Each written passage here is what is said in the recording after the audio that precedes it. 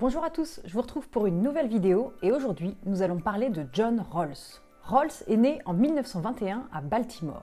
Il est l'un des philosophes politiques les plus étudiés du XXe siècle. Il a enseigné au MIT puis tout simplement à Harvard et il est décédé en 2002. Son œuvre la plus célèbre est la théorie de la justice. Rawls propose une définition de la justice qui est à la fois éthique et politique. En effet, son travail va consister à réconcilier la morale kantienne, en particulier le principe d'inviolabilité des droits de la personne humaine, avec les exigences d'une éthique concrète, propre à des situations socio-économiques déterminées, à savoir les démocraties occidentales, nos démocraties occidentales. Rawls va avant tout critiquer l'utilitarisme développé donc par Bentham et Mill. Je vous ai fait une vidéo sur l'utilitarisme et une vidéo sur Jeremy Bentham. En effet, comme je vous le rappelle, cette théorie a pour défaut d'impliquer que l'on puisse en effet accepter de sacrifier quelques personnes pour le plus grand bonheur de tous. Or, ceci, dans l'optique d'une morale kantienne, est inacceptable. En effet, en raisonnant ainsi, on atteint justement au principe d'inviolabilité des droits de la personne humaine. Il faut donc trouver une morale qui se fonde bel et bien sur le bonheur de tous et pas seulement sur le bonheur du plus grand nombre. Et le tout avec quelque chose qui soit applicable concrètement. Pour Rawls, le juste ne s'identifie pas à l'utile, ni l'équité au bien-être social. Sa théorie de la justice, donc, qui va reposer sur la notion d'équité, repose également sur deux principes fondamentaux. Le premier principe affirme le caractère non négociable de l'égalité des droits de chaque individu, des libertés fondamentales et du respect de la personne. Il y a interdiction de sacrifier la liberté même de quelques-uns, même de une personne, même si cela permet le bonheur de 1 million de personnes. Ce n'est pas possible. Le deuxième principe est ce qu'on appelle le principe de différence, à savoir que l'on peut admettre certaines inégalités, des inégalités qui sont considérées comme justes.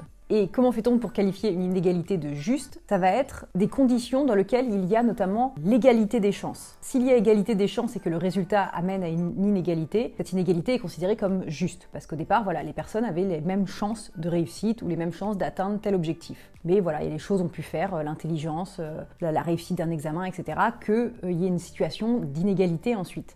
Et la deuxième chose, c'est la présence d'une justice redistributive, à savoir que la société doit avant tout favoriser l'accroissement du niveau de vie des moins riches. Donc, c'est-à-dire qu'il peut y avoir des inégalités de revenus, voilà, des personnes plus riches que d'autres, mais la société doit toujours privilégier l'accroissement du niveau de vie des personnes les moins favorisées. Ainsi, la politique de John Rawls n'est pas complètement libérale, au sens où il défend l'existence d'un devoir politique et éthique d'interventionnisme et de régulation des inégalités. Le plus important pour Rawls est d'avoir, comme pour Kant, de la part des individus de la société, une situation d'autonomie.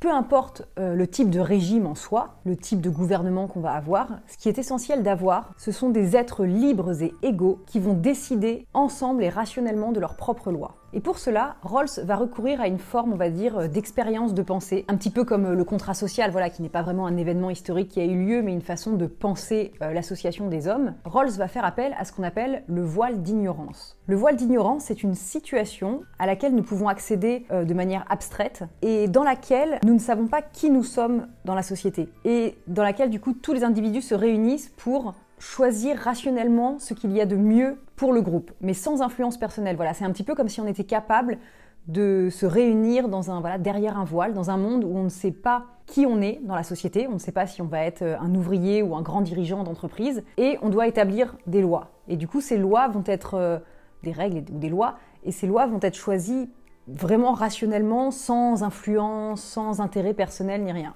Et donc il faut arriver à se mettre dans cette situation de voile d'ignorance. On en reparlera, je pense, au moment des élections présidentielles de 2022. Ainsi, Rawls propose vraiment dans sa philosophie une situation de compromis et il parvient à réconcilier l'exigence kantienne, on pourrait dire de moralité, avec la réalité du terrain. Après, je ne vais pas vous cacher que ce point un petit peu d'équilibre, forcément, a été très critiqué par les extrêmes, à savoir que certains lui ont reproché de ne pas être assez égalitariste et d'autres lui ont reproché à l'inverse de ne pas être assez libéral. Voilà. De toute façon, il y a toujours des gens pour faire des critiques.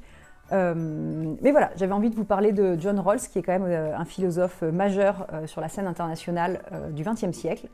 Donc voilà, je vous ai présenté dans les grandes lignes sa philosophie. Est-ce que vous connaissiez déjà?